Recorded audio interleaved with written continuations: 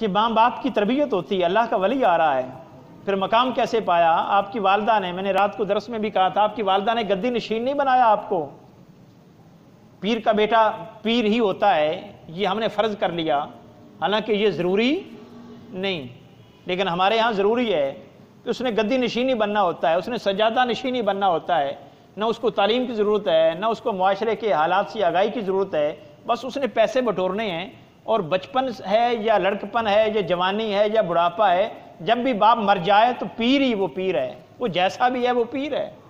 یہ اس قوم کا المیہ ہے، حالانکہ ایسا پیر نہیں ہوتے۔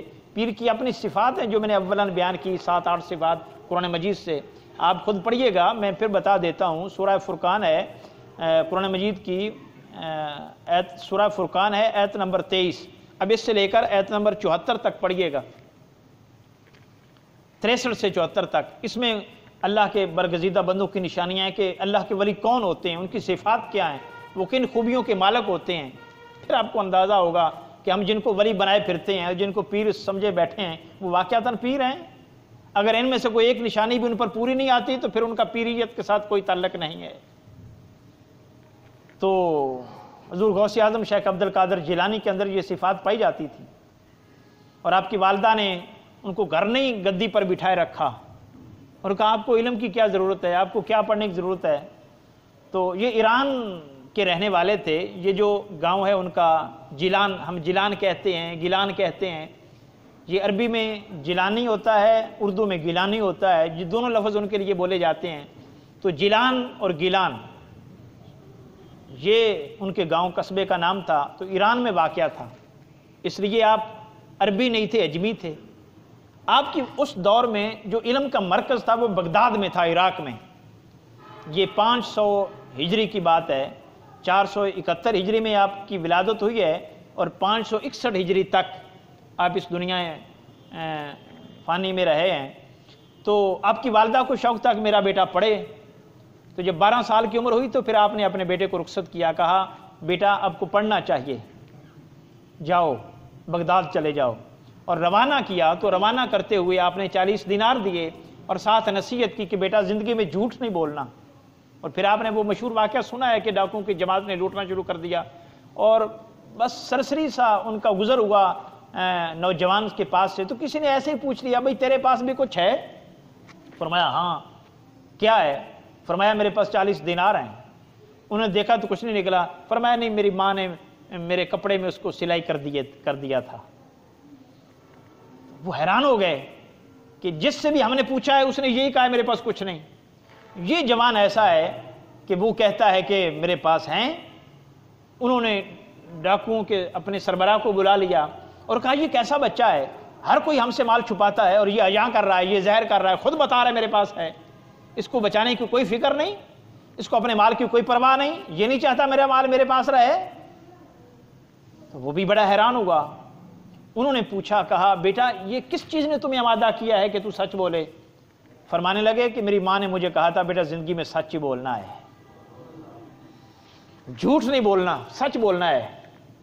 تو جب ماں مدرسے یہ نصیحت کر کے بھیجے گی، ماں مدرسے یا سکول اپنی اولاد کو یہ نصیحت کر کے بھیجے گی تو اس کا دماغ خراب ہے، وہ جھوٹ بولے۔ اور جب ماں کہے کہ یہ فلاں چیز ابو کو نہ بتانا، فلاں چیز دادی کو نہ بتانا، فلاں چیز فلاں کو نہ بتانا، اور پھر کہے کہ بیٹا سچ بولا کرو، وہ مانیں گے؟ وہ سچ بولیں گے؟ ہمارا المیہ یہ ہے کہ ہم نصیحتیں کرتے ہیں، خود نہیں عمل کرتے۔ اور اگر ہم چاہتے ہیں کہ ہمارے بیٹے نیک بن جائیں تو کسی نے کہا تھا نیک بنانے کے لیے ایک ہی شرط ہے کہ خود نیک بن جاؤ، بیٹے بھی نیک بن جائیں گے۔ اگر چاہتے ہو کوئی خصلت، کوئی خوبی ہمارے بیٹوں کے اندر منتقل ہو جائے تو اس کی ایک ہی صورت ہے، پہلے اپنے اندر منتقل کرو، دیکھتے چلے جائیں گے، وہ کرتے چلے جائیں گے۔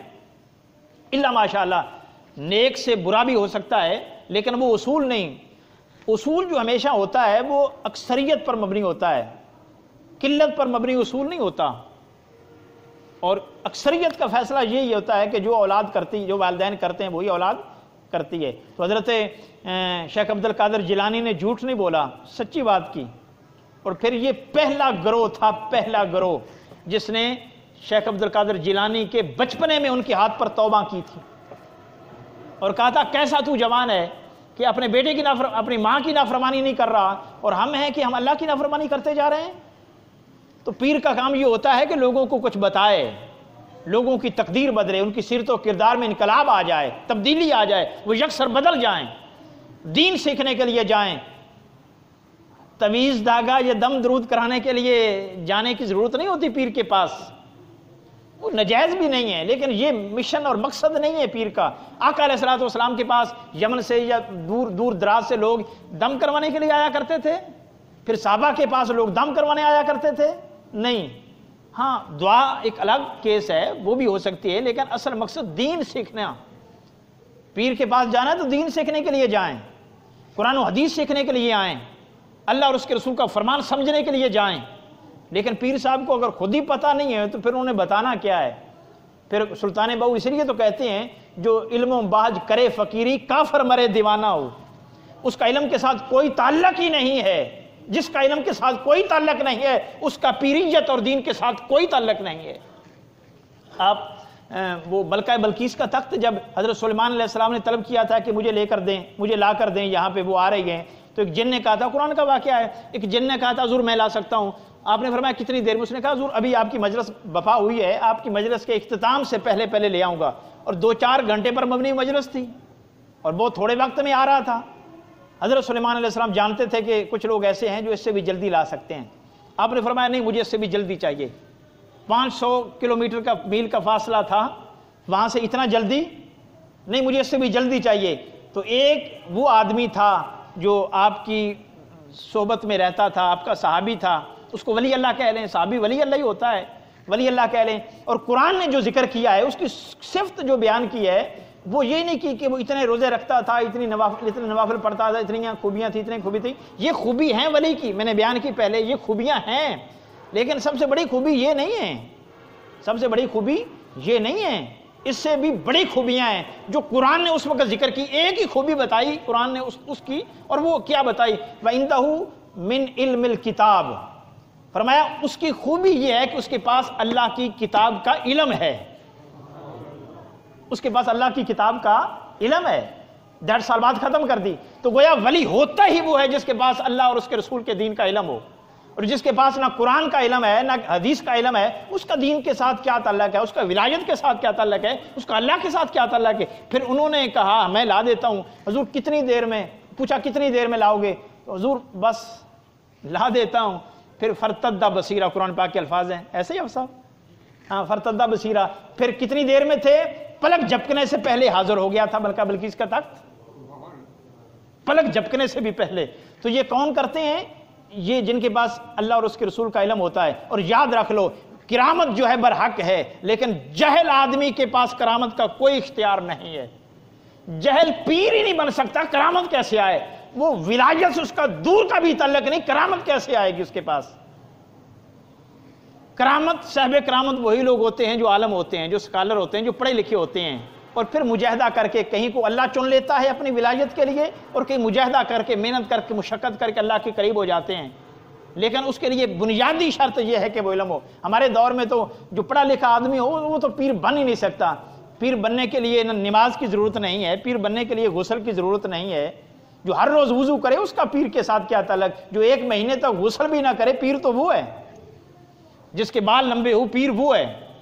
جس کے پاس ماشاءاللہ بہت گاڑی اور بہت لوگ ہوں، جیسے بھی آ جائیں اور جیسے آتے ہیں، پتہ ہی ہے لوگ 11ویں کے نام پہ لوگوں کو بلاتے ہیں، اور پھر 11ویں کے ختم اور لنگر کے لیے فنڈ اکٹھا کرتے ہیں، اس سے پھر ان کا کاروبار چلتا ہے، اور ان کی اور تو ان کے کوئی روزگار نہیں ہے ان کے جو آج کل چل رہا ہے، چال چلن ہے کوئی، بس یہ ہے کہ 11ویں کا ختم دلوا لیا اور پھر ختم کے نام پہ پیسے لے لیے۔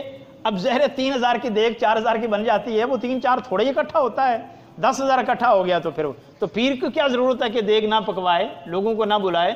وہ تو مہینے بعد بنانے کی بجائے وہ تو ہفتے بعد بنائیں گے، محفل سجائیں گے۔ تو یہ ایک دھندا چل رہا ہے، یہ ایک روزگار بن گیا ہے، ایک پیشہ بن گیا ہے، اور ہم اس کو سپورٹ کرتے جا رہے ہیں۔ حضور غوث اعظم شیخ عبد القادر جیلانی کی یہ تعلیم نہیں ہے کہ ایسے کیا جائے، ان کی تعلیم یہ ہے کہ دین بتایا جائے، دین سکھایا جائے۔ وہ خود استاد تھے، بلکہ پھر اس مدرسہ نظامیہ میں پڑھتے رہے، وہیں استاد بنے اور وہیں محتمم بنے، پرنسپل بنے، اور پھر بغداد یونیورسٹی بہت بڑی یونیورسٹی تھی، عالمی اسلام کے اس دور میں بڑی یونیورسٹی تھی، اور پھر اس کے چانسلر بنے، وائس چانسلر کہہ رہے سربراہ بنے اس کے. اور آپ سے کسی نے پوچھا حضور آپ کیسے کتب کیسے بنے، غوث کیسے بنے؟ آپ نے اس کا جواب دیا، فرمایا درست علماً حتی صرت کتباً، میں علم پڑھتا پڑھاتا رہا یہاں تک کہ کتب بن گیا. دعا ہے اللہ جل مجدہ ہمارے حال پر لطف و کرم فرمائے. وآخر دعوانا ان الحمدللہ.